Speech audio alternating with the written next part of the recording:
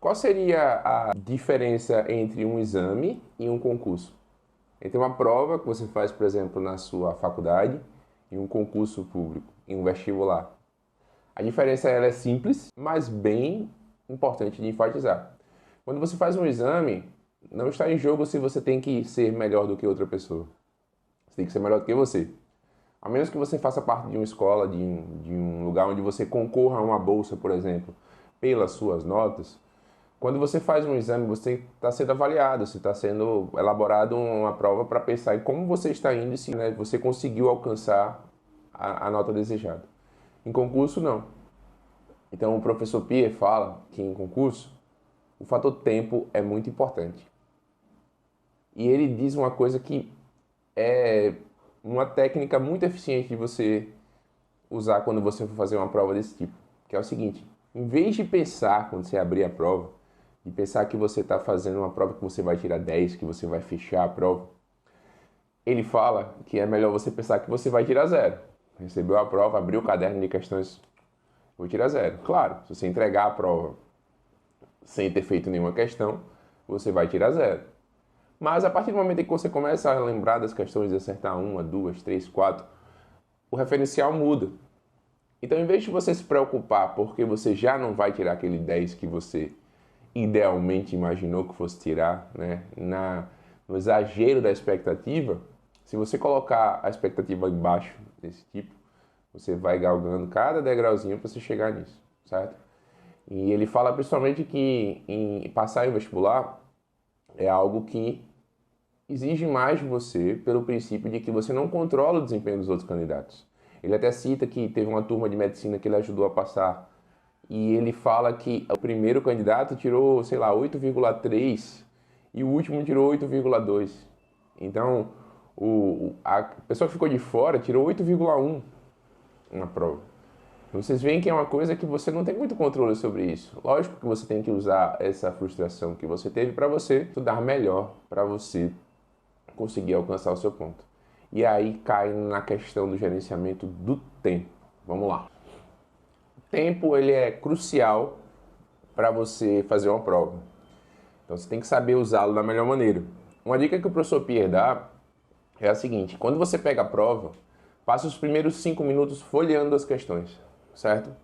O que pode ser importante para você é que você vai reconhecer esse terreno, onde você vai colocar o seu esforço, né? Onde você vai colocar a sua estratégia de prova.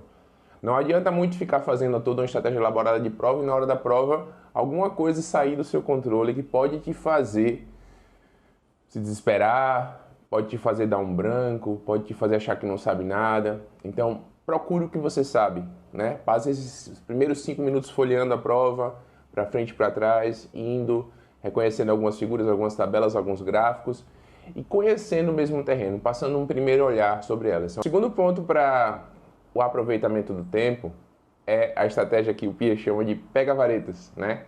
Quando você joga esse jogo do pega-varetas, o que acontece? Você joga todas as varetas e você começa pelas pontas soltas, as que são mais fáceis de pegar. Isso faz com que você vá elaborando para depois tentar tirar as que exigem mais calma, mais técnica, mais dedicação. Então, pegar uma questão e apenas pular, se a resposta daquela questão for imediata e você souber responder, você responde. Mas se ela for te dar mais trabalho, faz como pega a vareta. Passa para ela e responde ela depois.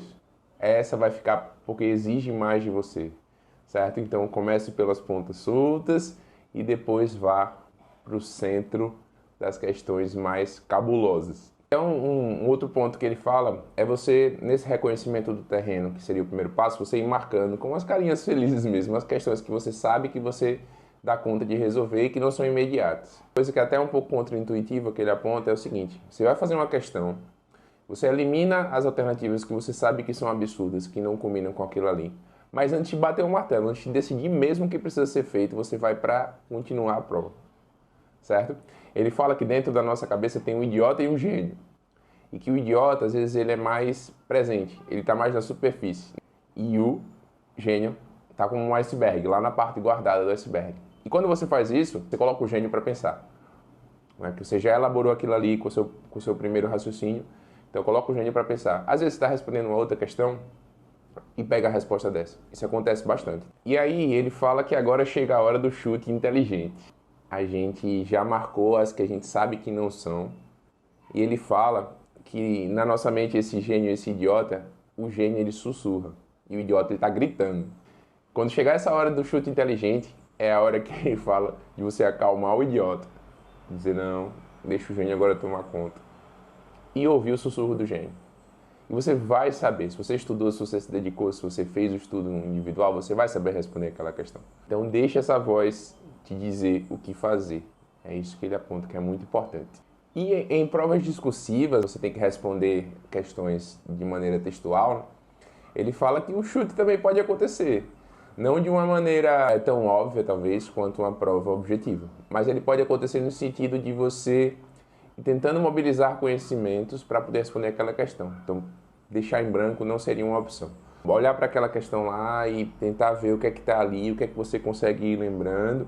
E pense o seguinte, na prova, se é um concurso, por exemplo, dois candidatos. Um candidato vai deixar em branco e esse outro candidato vai tentar pelo menos fazer alguma coisa. As chances são que pelo menos esse candidato que tentou fazer alguma coisa, mesmo que seja mais elementar, mais básica, consiga mais uma pontuação do que aquele que não fez nada. Concorda?